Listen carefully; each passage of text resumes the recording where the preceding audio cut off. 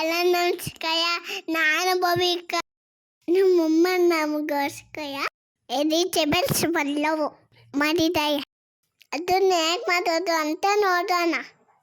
ಒಂದು ಬಾಣಲೆಯಲ್ಲಿ ಎಣ್ಣೆ ಹಾಕಿ ಎಲ್ಲ ಮಸಾಲೆ ಪದಾರ್ಥನ ಫ್ರೈ ಮಾಡಿ. ನೆಕ್ಸ್ಟು ಕೊತ್ತಂಬರಿ, ಕೊಬ್ಬರಿ, ಪುದೀನ ಹಾಕಿ ಮಿಕ್ಸ್ ಮಾಡಿ. ನೆಕ್ಸ್ಟು ಕುಕ್ಕರಲ್ಲಿ ಹಾಕಿ ಸಾಸಿವೆ, ಜೀರಿಗೆ, ಕಬೇವು, ಈರುಳ್ಳಿ, ವೆಜಿಟೇಬಲ್ಸು, ಟೊಮ್ಯಾಟೊ, ಸೋಯಾ ಚಂಕ್ಸು ನನಗಿಷ್ಟ. ನೀವು ಬೇಕಿದ್ರೆ ಕ್ಲಿಕ್ ಮಾಡಿ.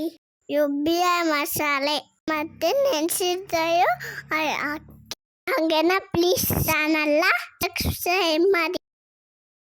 ಉಪ್ಪು ನೀರಕ್ಕೆ ಇಲ್ಲ ತಕೋಸ್ ಮಾಡಿ. ವಿಶಾಲಾಜಿ ಪಲ್ಲವ್ ಯಾರಿ ಇದು ಬೇಕು ಅಂದರೆ ರೆಸಿಪಿ ಅಂತ ಕಮೆಂಟ್ ಮಾಡಿ. Thank you.